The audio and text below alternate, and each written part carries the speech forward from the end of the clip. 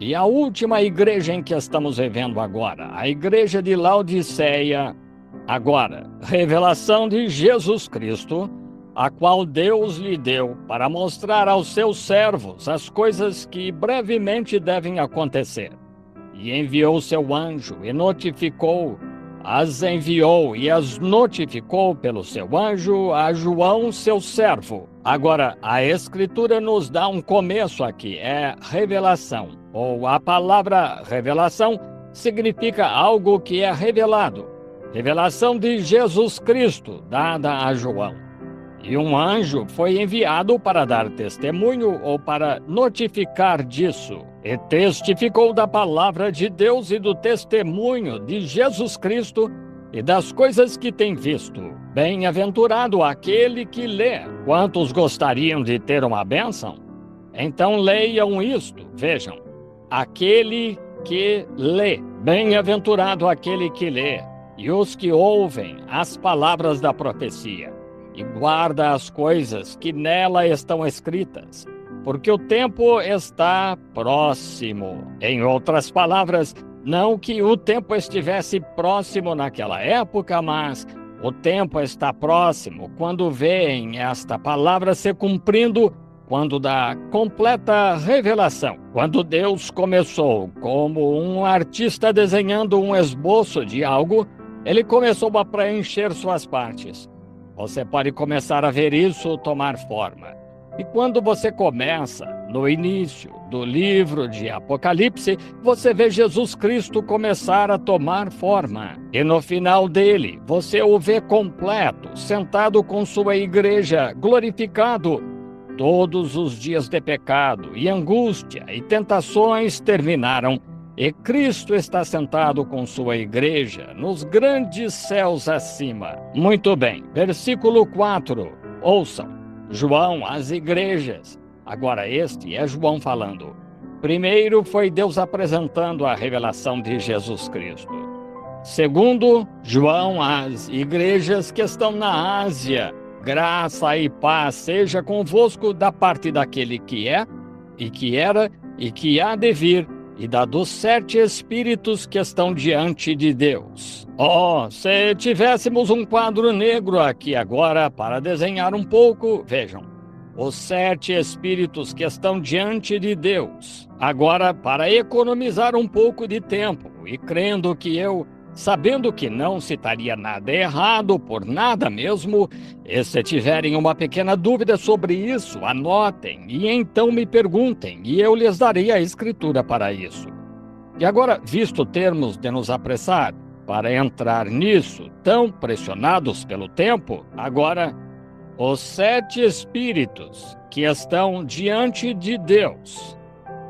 Estes 7 espíritos foram representados como os 7 espíritos que seriam enviados para as 7 eras da igreja. 7 espíritos diante de Deus. Poderíamos pegar do Antigo Testamento e tomá-lo lá se tivéssemos tempo. E da parte de Jesus Cristo, que é a fiel testemunha, o primogênito dentre os mortos e o príncipe dos reis da terra, aquele que nos amou e nos lavou. Que coisa! Vejam só como João ficou empolgado ali quando olhou. Ele então começou a falar, disse: aquele que nos amou e em seu sangue nos lavou dos nossos pecados, e nos fez reis e sacerdotes para Deus, seu Pai.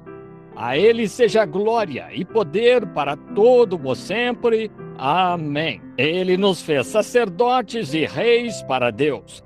Nos é plural. Não me fez sacerdote e um rei, mas nos fez, a igreja. Agora, ele está se dirigindo a estas 7 igrejas, pois são 7 eras da igreja. Agora ele disse: poder e glória e a ele seja para todo o sempre. Nos fez sacerdotes. Já se deram conta do que é um sacerdote e qual é o seu ofício?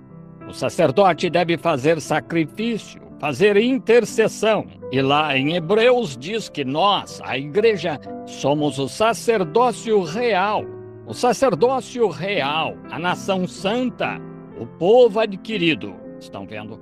Nação santa, povo adquirido, sacerdócio real, oferecendo, aqui está agora, oferecendo sacrifícios espirituais. Todo homem e mulher que vem a Deus entra no véu. No Antigo Testamento, havia um véu pendurado entre o lugar santo e o Santo dos Santos.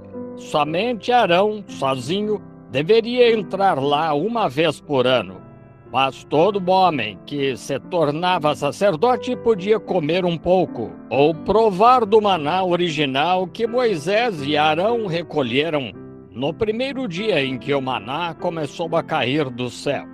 Quando atravessaram o rio Jordão, os inimigos estavam mortos atrás deles. E no dia seguinte, eles saíram, e no chão havia flocos.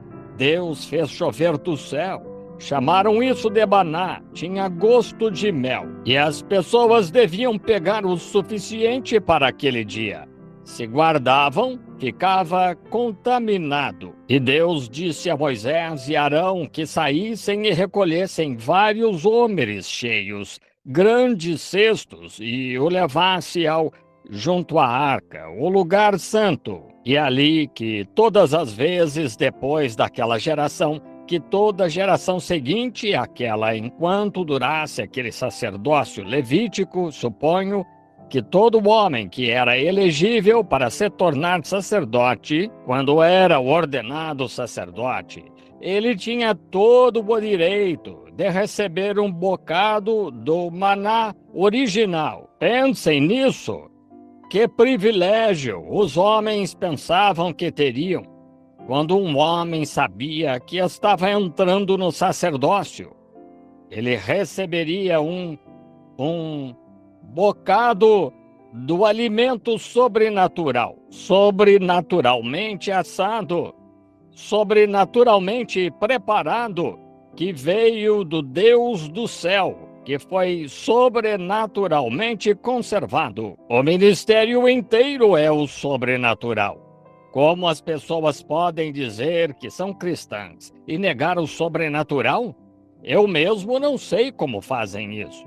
Olhem, mas um sobrenatural, ele experimentava do sobrenatural, assim que se tornava sacerdote. Que belo tipo de agora, em que cada pessoa, naqueles dias, eles tinham de nascer em certa linhagem, um levita, antes de se tornarem sacerdotes. Mas agora é quem quiser venha, entendem?